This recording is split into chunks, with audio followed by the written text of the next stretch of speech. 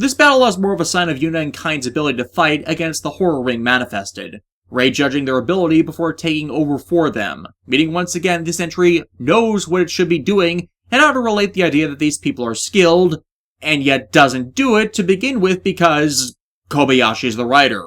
But regardless, because of this, Ring gets away.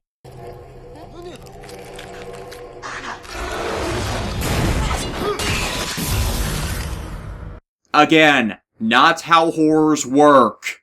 Kato is brought into the community, greeted by Kosuke, who's one of the longest survivors who inducts him into things, as Team Zero has to figure out, now that they know of the community... Wait, if they didn't know of the community, then how did Yuna and Kind know about his ideals and plotting? Regardless, now they need to figure out how to get inside. Just as Ring announces to his Ring leader that he's increased the number of needed sacrifices from one every few months to 2 a month due to the needs of their growing community. Again, the flaw in Ring's whole plan you can see from the outset. The larger it gets, the more that'll be needed.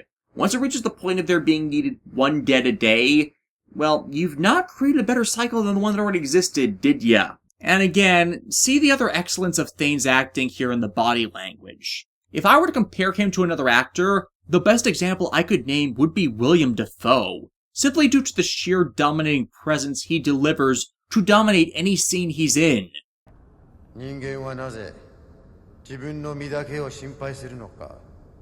Hey now! You're not the one that needs to kowtow to unreasonable demands when you alter the deal. After all, your demand for more to die to feed your kind is pretty selfish, isn't it? It's really his obliviousness to his sins in this case that really makes the difference. The difference to what, you might ask? Well, one can make a serious comparison between Ring and Zeto from ToQger. In fact, I'm not the first one to make it due to how Kobayashi has a tendency to not just repeat plot points, but characters and story arcs behind them if you see her stuff enough. But yeah, the character similarities are rather extreme in this case. They're both rulers of a group of effectively demons who gain power and then gain a desire by consuming the people of the normal realm, are born of the darkness in humans' hearts and slowly come up to consume the living world of the light, with the protectors against them being light-aligned beings which wield the powers of their souls against them which use that light to banish them back to the darkness of their realm. Both Ring and Zeto have become entranced by those who bear and wield the light of their soul and seek a means to claim that for themselves, with coexistence not out of line, and shun or wish to move beyond their own existences. It's an oddly strange dichotomy, with Ring coming off as the better character simply because it's not stupid reasons by which his desires are thwarted. Team Zero catches up to Ring again, finding the edges of his sanctuary and breaking in, only to find the populace has moved. Ring and Rei facing off again, trying to say this entire fight is unnecessary, as all he's doing is trying to build a better world where their cycle of conflict is unnecessary.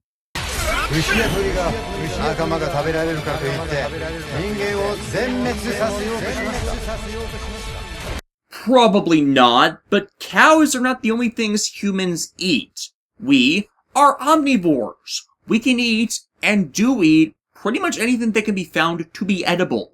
Horrors are not omnivores. They can only eat one thing. 2 things in the event they eat other horrors. But again, that's an extreme abnormality. But their normal diet consists of solely humans. And they are only born of humans. And the flaw in your entire argument is, you would never be able to hold yourself to only eating 1 out of 10.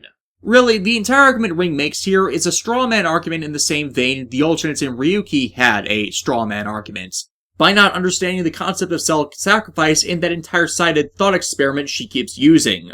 But again, it's used better here than other places Kobayashi's done this, as he legitimately believes what he's building is utopia that's just being screwed over by other people and oblivious to the realities that will prevent it from coming about, simply by his very nature of being a horror and how they do not think things through.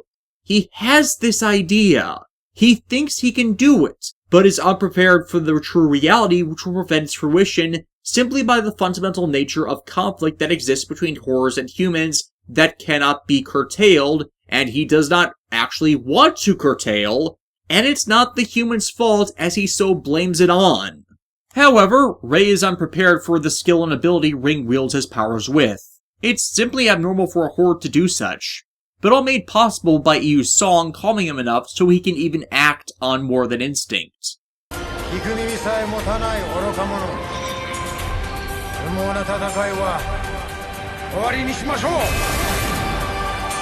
Though it's not him that ends this. Instead, Iyu, who as mentioned is blind, comes and interrupts the battle, thinking the one who's fighting as she sensed his sword is her husband, and then is unprepared for her daughter to be there, freaking out and unable to calm down, making Ring break off the battle.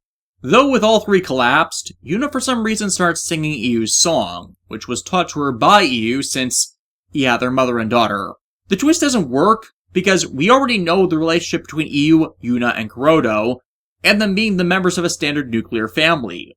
Whereas had that not been spoiled, that might have worked as a cue to this vendetta of Yuna having a deeper meaning, and Iyu still living being an unexpected twist, which, while Yuna's motivations hadn't really been explained yet, had they not given that away in the previous part of the scene, would have been a good tease for the next part of the story, and how she'd also know the song, instead of complete pointless enforcement of how they relate.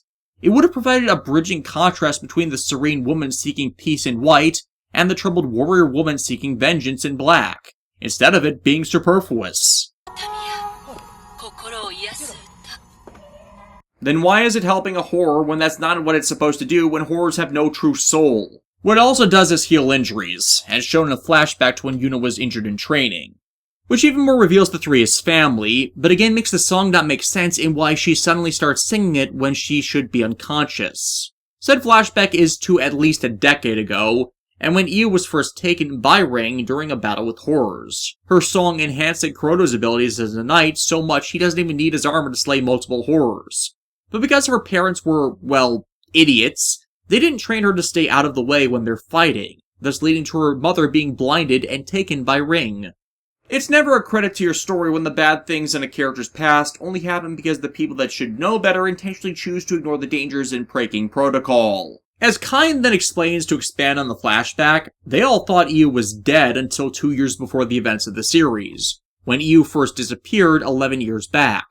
She was discovered to be in Ring's hands when Kuroto and Kain went to cut down Ring, and Kuroto saving Kain from one of his attacks is the reason Kuroto even dies, losing his arm in the process, with Iyu acting like an invalid due to her blindness, though that not explaining at all her going along with Ring's plot. Rei, however, has figured out how to track them down. Kato's fiancé Natsumi is still involved in this, them expecting the pair to meet up and lead them to finding the new hideout of the plant community. But Natsumi's ended up meeting with Kosuke instead due to an earlier phone call, with him for some unknown reason explaining their whole who gets dosed lottery is determined by him mixing the horror blood into a nutrient pill, with who's chosen literally picked by who takes the pill oblivious to the death it holds. It explains how they get chosen to be eaten, yeah, but it and this scene were kind of an unneeded detail. It could have been random lottery or any other means, and it makes no sense for him to explain this to Natsumi when she's not among the community, nor one of Ring's targets because she hasn't committed a crime. The only thing that pays off of this is Kosuke's been using his distribution of this dose to cheat Ring's system and avoid his own death. But I don't see why Ring would care that he does this since it only helps him, as him being in charge helps keep his community organized with a clear human leader and corroborator. Whereas were his leader regularly being chosen and replaced, he'd likely never get anything done because he's that short-sighted in this and doesn't understand what it would take to keep his human cattle content.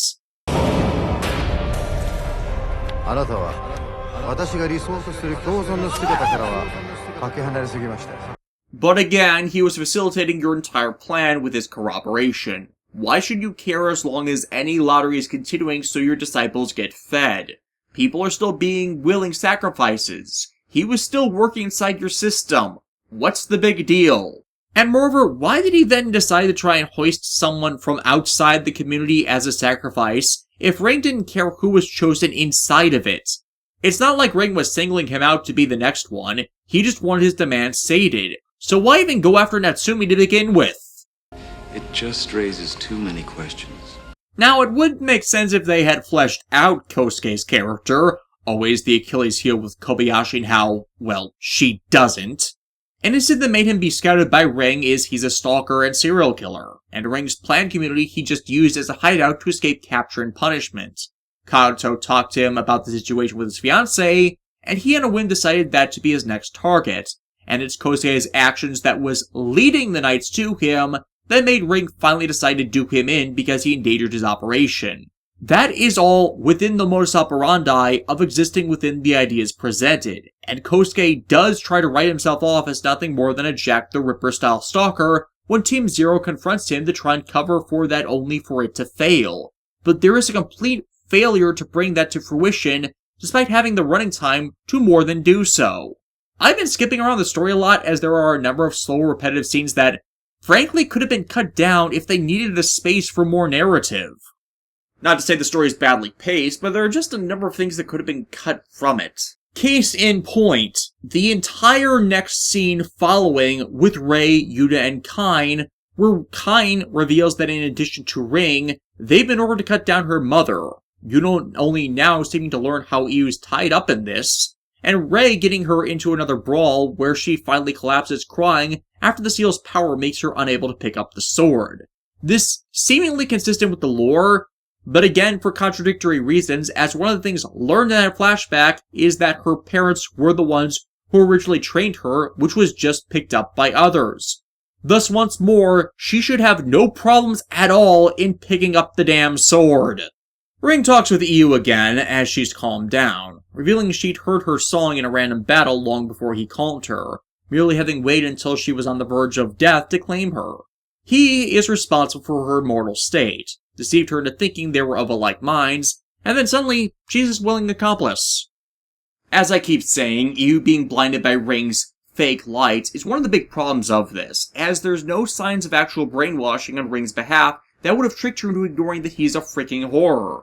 I mean, I get it. I am familiar with the concept of the blinded by the light style of brainwashing, where one is indoctrinated to thinking in the same vein as the antagonist. But the fact they did this better in both the Doma arc of Yu-Gi-Oh! Duelist and Yu-Gi-Oh! GX with the Society of Light is not a high watermark for this, as at least them working for the villains is explicable in those joining them, thinking that by doing so they'll get everything they wanted, because they don't know who they're working for is a bad guy who had a hand in causing their suffering.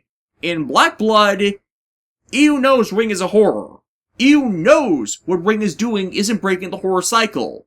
And from everything presented, she just doesn't care. And worse, from that flashback, we once more show that Ring doesn't actually care either. All he cares about is Iu's song that has so entranced him.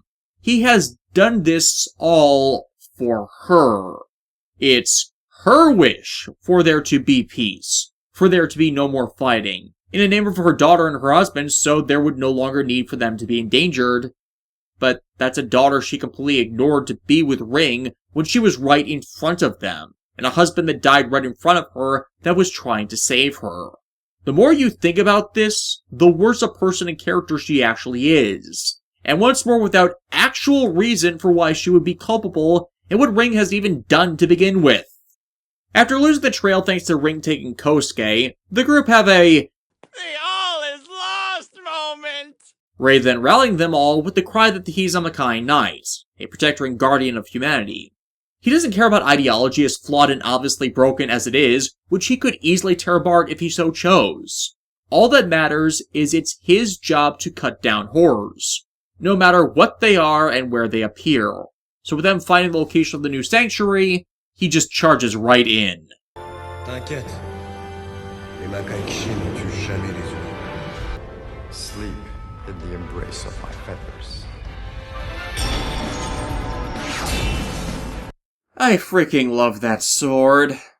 Really, I love the entire feather motif for Ring, primarily because of how they've been used in other media. The white feathers thing, with them flying all over a scene, has long been used as a metaphor for someone's death in a romantic sense. Coupled with white being the color of death in a few differing Asian cultures, one can again make the illusion through this story's narrative that he is seen as an embodiment of death, deciding who lives and who dies in this microcosm of a planned paradise. He again tries to give the recruitment speech to convince Rei that he's right with his justifications, once again trying to pull the sacrifice one life to save 10 bullcrap I keep saying Kobayashi doesn't know the first thing about, and once more sidestepping actually calling that out within her own story, as Ring holds up Kato as an exemplar of the worthlessness of his own flock. それでもあなたはこの男ではなく私を殺す。当然だ。なぜだ。俺はホラーを狩るものであって人を裁くものじゃない。 In response, Ring tries to use the corrupt nature of his flock against Rei. As if he won't hurt humans, well, his flock are those who've killed. They've bathed in sin, so should have no problem killing him. And this used to prove how he's right about humans' worth. But once again, this is the absolute dregs of humanity. A reflection of the kinds of people who bring into existence horrors. They don't reflect people on the whole. Yuna in the meantime meets with her mom, and for some reason decides to kill Iyu. And while that's keeping with her orders, she is the exact wrong person to go about doing so, as she ultimately can't do it. You see that from a mile out. So her not doing so, you can see a mile out as well. The two collapsing and simply singing, but in a way that unsettles Ring, as it doesn't bring the serenity it had before, as the song isn't directed at him.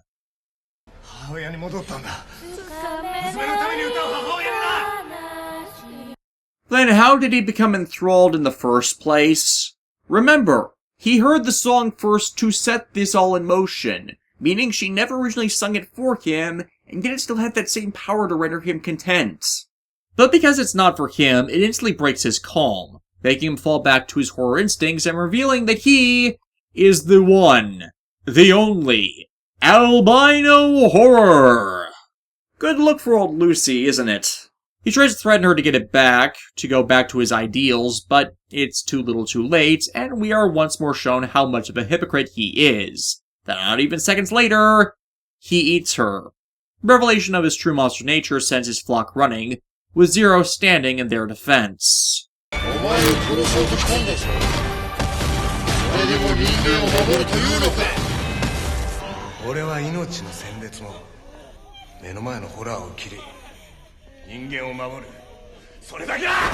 And while that is all true, you really missed so many chances to write the reason you suck speech. Granted, Kobayashi tends to be quite bad at them, but once more I see it as her not actually wanting to refute the argument and position this villain is asserting, and why it's inherently flawed, instead trying to keep selling it as a legitimate perspective when it again and again is shown to be anything but every time she has a character assert this. But still, final battle time!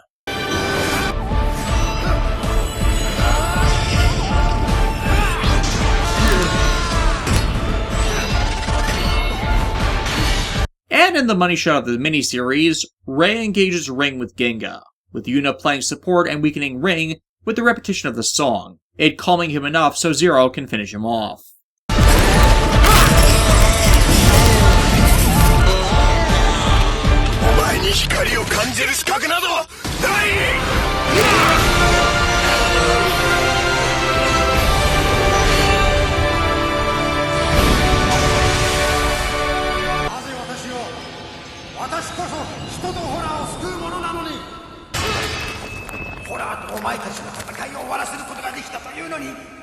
Well, quite frankly, the cost was too high.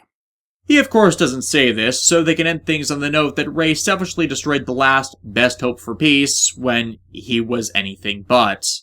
Yuna reclaims her father's sword, thanking Rei for everything he's done, as the group split ways.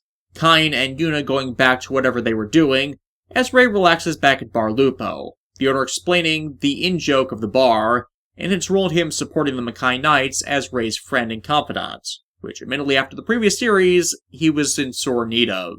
After all, as the sole guardian of his region, even the lone wolf needs someone to have his back.